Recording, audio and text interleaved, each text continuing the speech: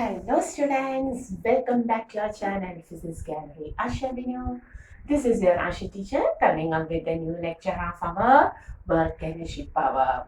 Okay, so hoping all of you are fine, are doing very well with your studies, and today we are going to discuss a new topic called as the mechanical collisions. Okay, an important topic called as the mechanical collision.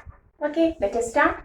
So what is this collision? How we define this collision? Yes, all of us know what is collision. In daily life we can see, we can pass through several types of collisions. Even the movement of a striker on a carom's board, it is also results in a collision.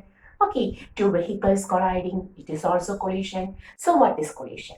How we define collision? We can say, if the motion of a particle is affected by the presence of another particle. How we define collision? If the motion of a particle is affected by the presence of another particle, then we can say a collision take place. So what is collision? A collision is said to be taken place. A collision is said to be taken place when if the motion of a particle, if the motion of a particle is affected by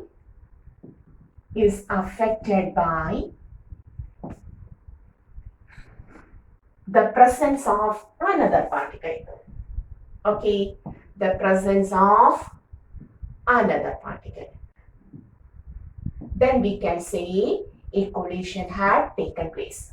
Okay, so if the motion of a body is affected by the presence of another body, okay, that means for a collision, whether the contact is a necessary thing, yes, normally in most of the cases there is a contact between the colliding bodies, but it doesn't mean that always for any collision there will be a contact.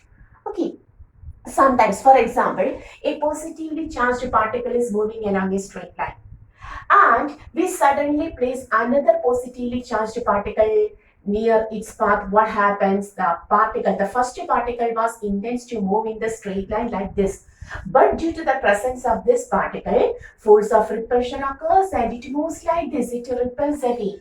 So what happens? The motion of a particle is affected by the presence of another particle. Then we say a collision had taken place without a contact. So whether collision necessarily requires a contact between the colliding bodies, no, it doesn't mean so.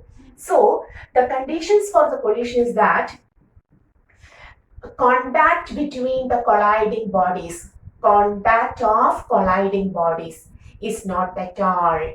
Colliding bodies is not always necessary. It is not necessary. The second point is that the time of collision is negligibly small. For a perfect collision, for a collision to take place, the time of collision, delta t. What is delta t? The time of collision is taken to be negligibly small. Okay, it is negligibly small. Okay, and the third point is that during this collision, at the time of collision, clear, contact of colliding bodies is not necessary, time of collision negligibly small, and the most important thing is that during any collision, the momentum of the colliding bodies is conserved. We can say momentum of the colliding bodies. The momentum of colliding bodies remains conserved. Okay, conserved. That means external force are never taken. External force are not taken into account during collision. Very important, very important. What is the next point? External force. The effect of external force is not taken into account during collision. So the most three important points during collision are: the contact of colliding bodies may occur. but not necessary. Always there is a contact between the colliding bodies. It is not necessary. Okay. Then the time of contact is taken to be very small, negligibly small. And the third thing is that the momentum of colliding bodies during any collision can be taken into constant concern.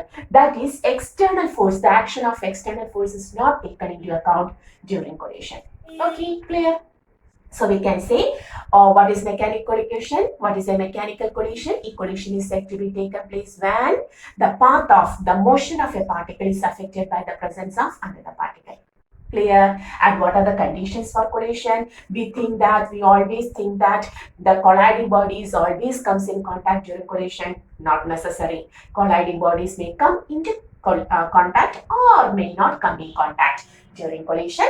Then the second important thing is that the time of collision, delta t, is very small, negligibly small during collision. And the third thing is that momentum of the colliding bodies always remains conserved during collision. That is external force. The effect of external force is not gravity. External other forces cannot be taken into account during collision. Okay, clear? So now we understood what is this collision.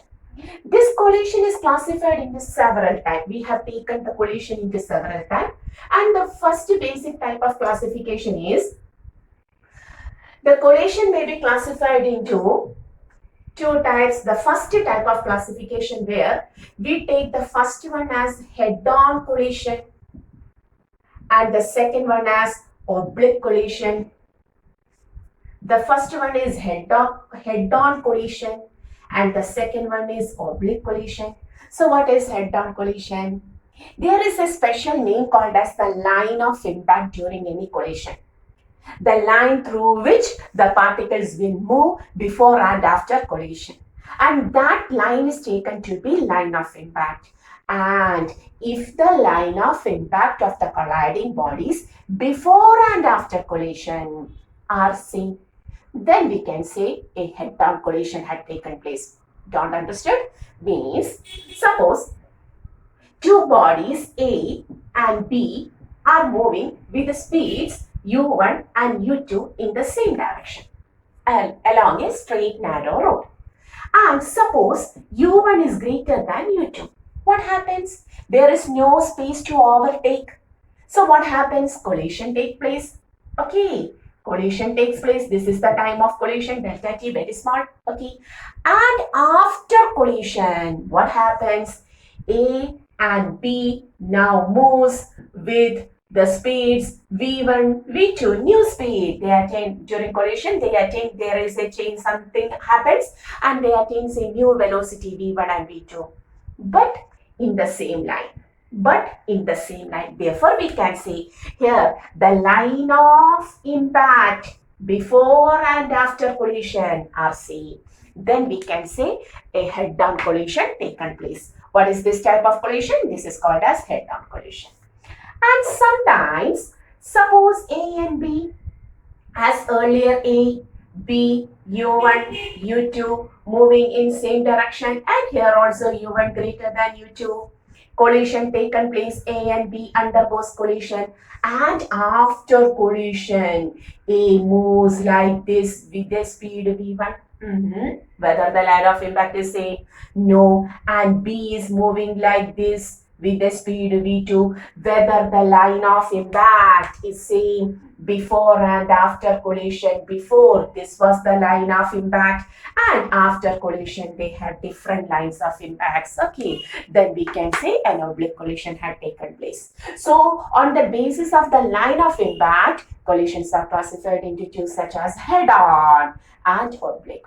If the line of impact of the colliding bodies before and after collision are same, just like this, then it is said to be head-on collision. And if the line of impact are different, that means this is restricted to straight line motion, one dimension motion. But here, this is 2D or 3D. Okay, that is in oblique collisions, different directions are taken place. Okay, understood? Yes, we know. What is this head-on and oblique collision? A basic type of classification. And now we are moving into the main type of classification of collisions. That is, collision is classified into three based on their energy and some other changes. Okay, and they are, okay, so now we are going to the next type of classification.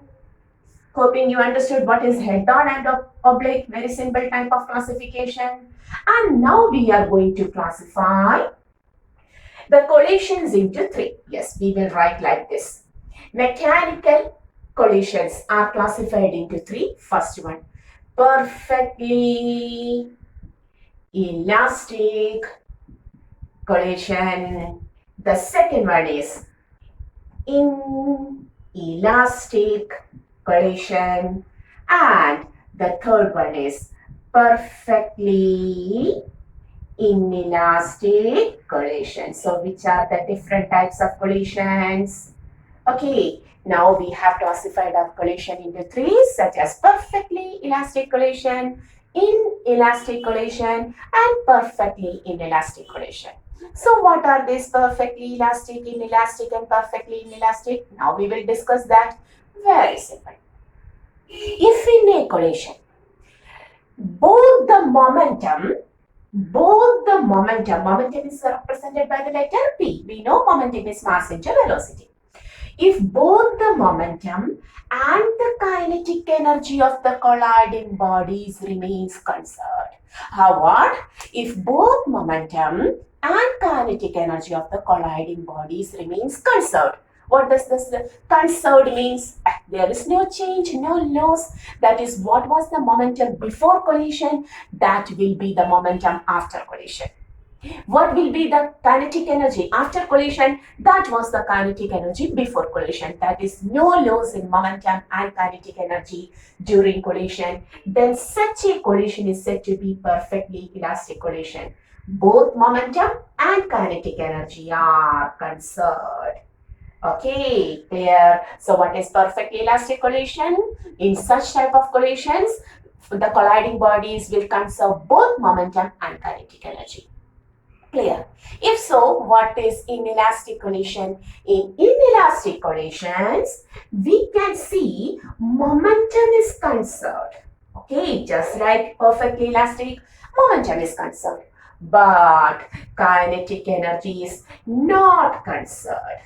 Kinetic energy is not conserved for inelastic collision. So which type of collisions are said to be inelastic? A collision where momentum is conserved, kinetic energy is not conserved. Okay, clear? And such type of collisions are called as inelastic. Then what will be perfectly inelastic? Neither momentum nor kinetic energy is conserved. Isn't it? No. It is not at all such a type of collision. Perfectly inelastic collision is also inelastic in nature. It is also inelastic. That means when we say the collision is inelastic only when the momentum is conserved and kinetic energy is not conserved. That is, here also, earlier itself we have said, for any collision there is no effect of external force. If there is no effect of external force, what happens? The momentum is always conserved. Law of conservation of linear momentum. Isn't it? So we can say it is also perfectly inelastic collision is also an inelastic collision, where the momentum is conserved and kinetic energy is not conserved. The same condition is available here also, applicable here also, not conserved. Then why it is said to be perfectly inelastic collision? There is a speciality. What is that? The speciality is that if the colliding bodies stick together after collision and moves as a single unit. What happens now? During inelastic collision, if the colliding bodies stick together and moves as a single unit, once more, the colliding bodies stick together. Can you see the board? Yes, hoping so. Stick together and moves as a what is this? Moves as a single unit. Okay, single system. Then we can say the inelastic becomes perfectly inelastic. So in both inelastic and perfectly inelastic, momentum is conserved. Now we noticed a special thing. In any type of collisions, the momentum is conserved because the very important point of collision was that no external force is taken into account during collision, only internal force. That means momentum is conserved for any collisions. In perfectly elastic collision, momentum and kinetic energy are conserved. In inelastic and perfectly inelastic collisions, momentum is conserved, kinetic energy is not conserved. And why we said sometimes the collision, inelastic collision is perfectly inelastic. In such cases, the colliding bodies stick together and moves as a single unit. Okay, clear? Hope you understood it. Now, can you tell me, in perfectly elastic, in all collisions, momentum is conserved. What is the reason? We know we do not consider the external force during collision. That is the thing. And why sometimes the kinetic energy is conserved and in sometimes kinetic energy is not conserved?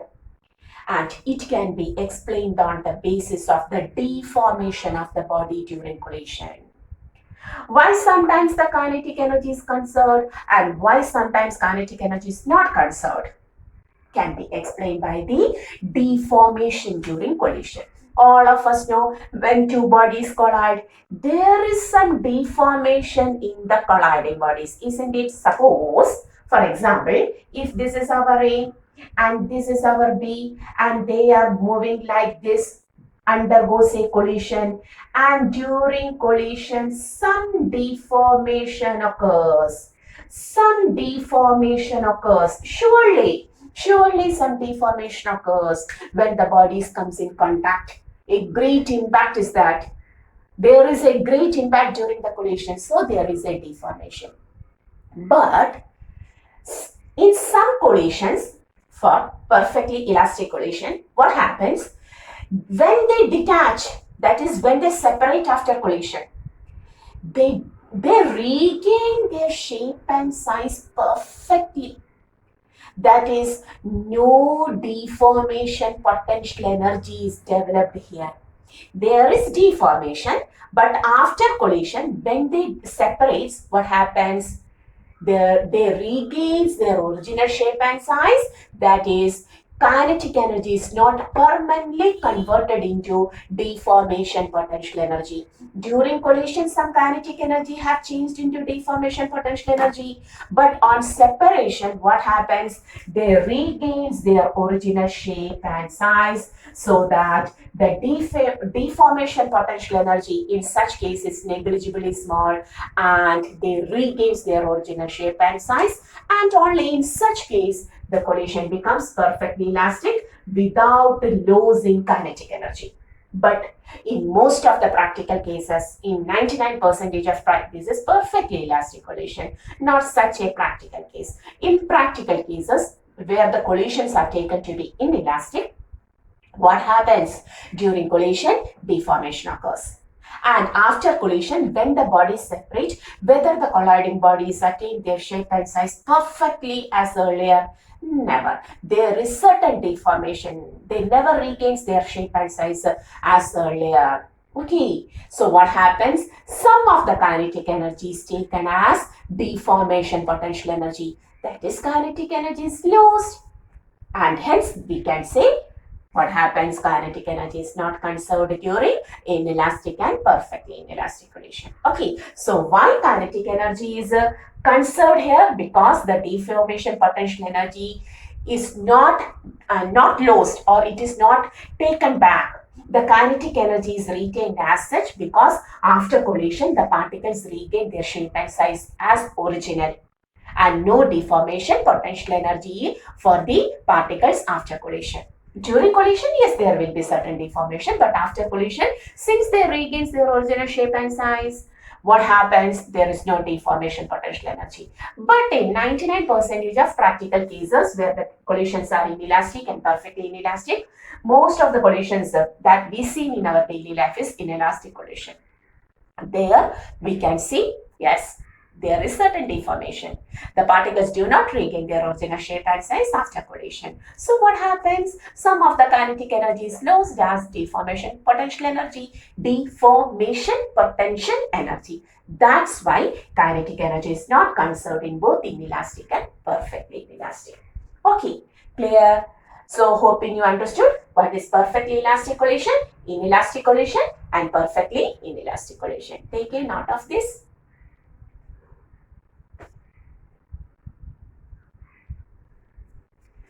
Okay, now we are going to a new term called as coefficient of restitution.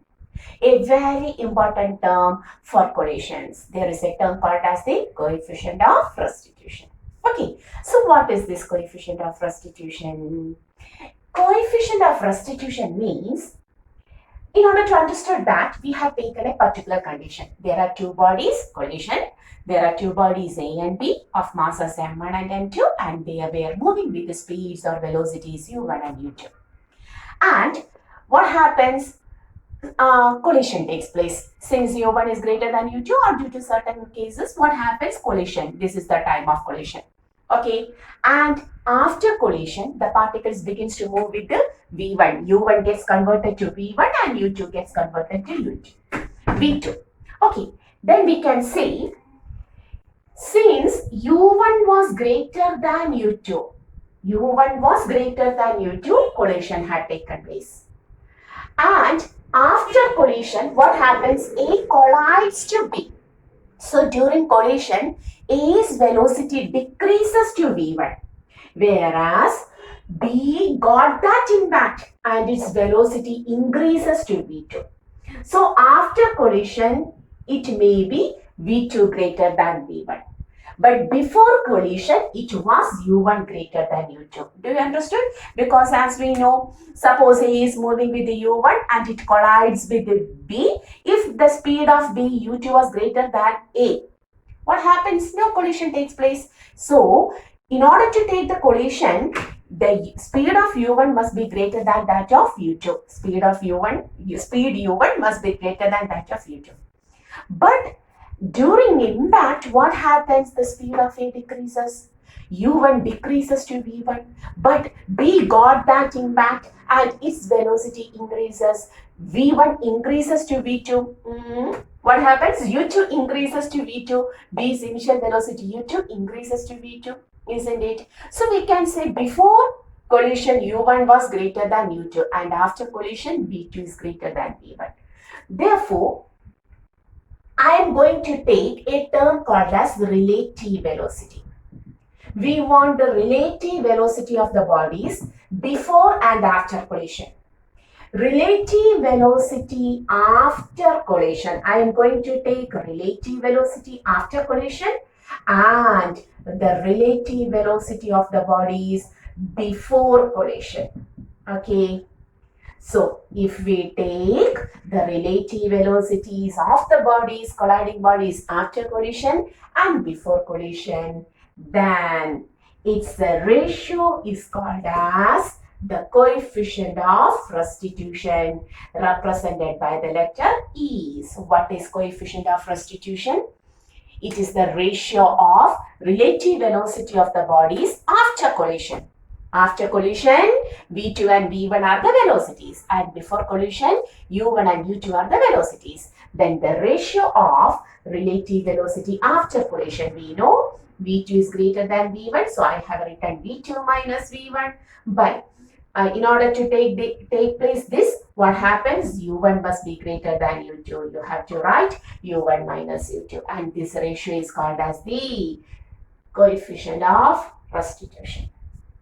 Okay, clear? So what is coefficient of restitution? Coefficient of restitution is the ratio of relative velocity after collision to relative velocity before collision. Okay, and what is the speciality? We can see for perfectly elastic collision.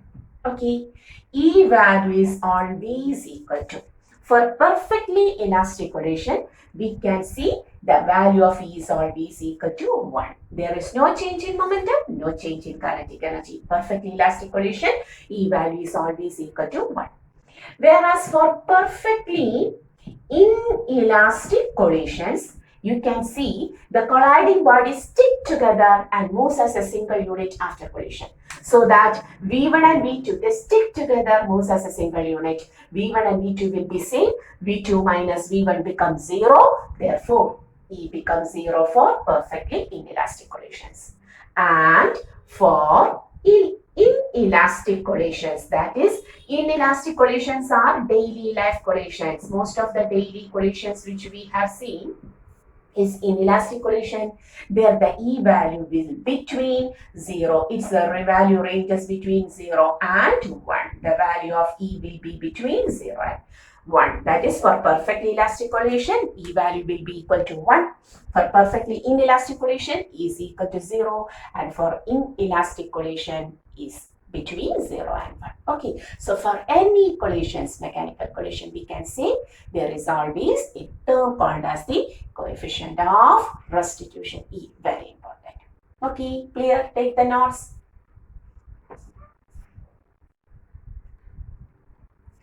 Okay, so we understood what is this coefficient of restitution. So considering, suppose we are considering a perfectly elastic collision. Okay, perfectly elastic collision in one dimension, that is head-on collision. What is one-dimensional collision? Head-on collision. Suppose we want to consider such a case. We know in perfectly elastic collision, both the momentum and kinetic energy are conserved. Take the concept of momentum conservation. Just we are going to analyze the elastic collision. Momentum conservation. Okay, that is momentum before collision is equal to momentum after collision, isn't it? What is the momentum before? M1U1, the momentum of the first body, plus M2U2 is equal to M1V1 plus M2V2. Okay, and now we have studied that what is E? E is equal to V2 minus V1 by U1 minus U2. If so, you can write V2 minus V1 may be taken as E into U1 minus U2. That is, if you want to know what is the velocities of A and B after collision, U1 and U2 are given, M1 and M2 are their masses, it will be also provided. Therefore, if you want to find what is the velocities of the colliding bodies after collision, what is their velocity, then you may directly put this equation here and you may find what is that. For example, if you want to calculate what is V2 or V1, if suppose I am going to find V1, if we want to calculate V1, take V2 as V1 plus E into U1 minus U2. Put this equation to the first equation. Substitute M1 U1 plus M2 U2 is equal to M1 V1 plus M2 into what is V2? V2 may be taken as V1 plus E into U1 minus U2. Isn't it? Expanding. Can you see the board clearly? Hoping yes. M2 V1 plus M2E into U1 minus U2. Okay, no need of this bracket.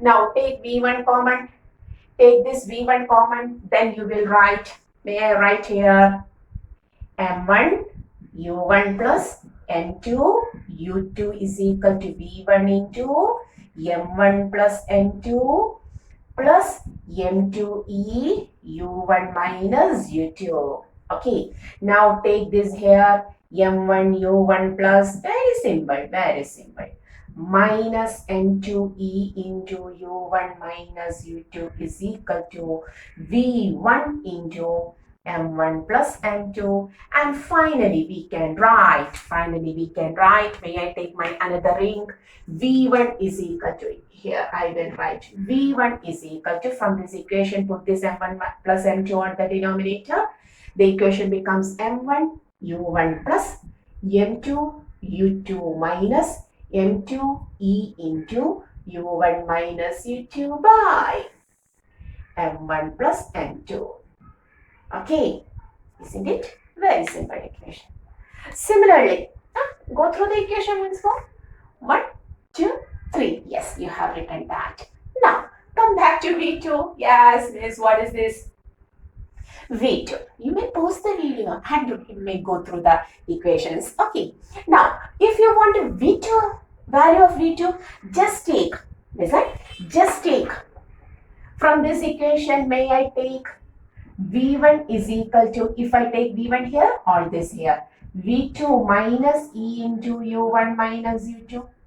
And now providing the values here, I am going to put the value here itself so that you can write here it as M1 into V1 becomes V2 minus E into U1 minus U2 plus N2 V2. Oh, what is this, miss? It is so easy. Please write once more. Here we will expand it as M1 V2 minus M1E into U1 minus U2 plus N2 V2. Isn't it? In the next step, take V2 common, V2 common, M1 plus M2 minus M1E, isn't it? Into U1 minus U2. And in the next step, you will write M1 U1 plus N2 U2 plus M1E into U1 minus U2 is equal to V2 into M1 plus M2. So that after that, we will go to the equation of the velocity of the second body after collision, V2 as, from this equation you will take M1 U1 plus M2 U2 plus M1E into U1 minus U2 by M1 plus M2. Okay, so these are the equations of the velocities of the bodies after collision. Clear? The velocities of the body after collision, V1 and V2. Oh, the equation is so simple, ma'am. It is so easy. Yeah, the equation seems to be very large, but it is so easy. Just go through the values once more. What is V1? The velocity of the first body after collision. M1 U1 plus M2 U2, common for both. Then the third term itself is the only thing. Minus N2 into E into U1 minus U2 here plus M1 into E into U1 minus U2. If you go through the equation 1 or 2 or 3 or 4 or 5 or 10 times, then it becomes perfectly alright. Okay, so these are the velocities of the bodies after collision. When the collision takes place head-on, that is one-dimensionally perfectly elastic collision. Okay, and we can say for perfectly inelastic collision and inelastic collisions, there is some loss in kinetic energy. Some of the energy is lost as the deformation potential energy. Okay, so we understood this. And for our inelastic collisions, okay, there is a special equation. The energy lost, the kinetic energy lost during collision. And the equation for inelastic collision. For inelastic collision, where some of the kinetic energy is converted to, deformation potential energy. Deformation potential energy. Okay. There is a loss in kinetic energy, and the loss in kinetic energy is given by how to take the kinetic energy loss. You have to take initial kinetic energy minus final kinetic energy. Okay. That is kinetic energy initial minus kinetic energy final. Okay, that is, on solving this, you will get the equation. You have to take half M1 U1 square plus half N2 U2 square. The initial kinetic energy minus half M1 V1 square plus half M2 V2 square. So this is the equation. And putting the value V1 and V2 here, and on solving, you will get the loss in kinetic energy as simple equation.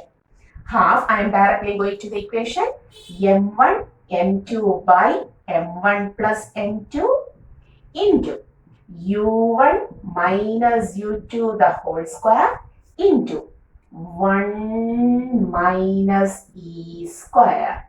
On solving, that is putting the value of V1 and V2 here, and on solving, you will get the equation as the loss in kinetic energy during inelastic collisions is equal to half m1 u1 by m1 plus u2 into u1 minus u2 the whole square into 1 minus e square.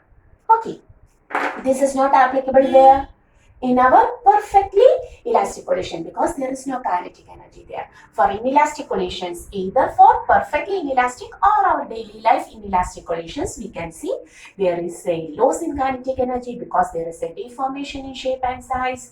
There is some energy stored during the deformation as potential energy. So some kinetic energy will be lost, and this loss in kinetic energy can be taken by taking the difference of initial kinetic energy and final kinetic energy, and on providing the values of V1 and V2, then you will get the loss in kinetic energy is equal to, once more, half m1 n2 by m1 plus n2 into u1 minus u2 the whole square, half mv square form. Okay, into 1 minus e square.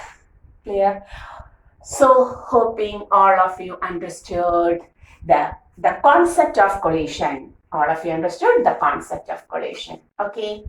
So, we will come with the next lecture where we will go through the numericals related to the questions of work energy power, especially this collision. Okay. Today we have completed the theory topic of this collision, that is the chapter work energy power, and hoping all of you understood it very well. So, study well, stay well, and do well. Till the next video, this is your physics gallery Asha Binu. Once more, winding up. See you.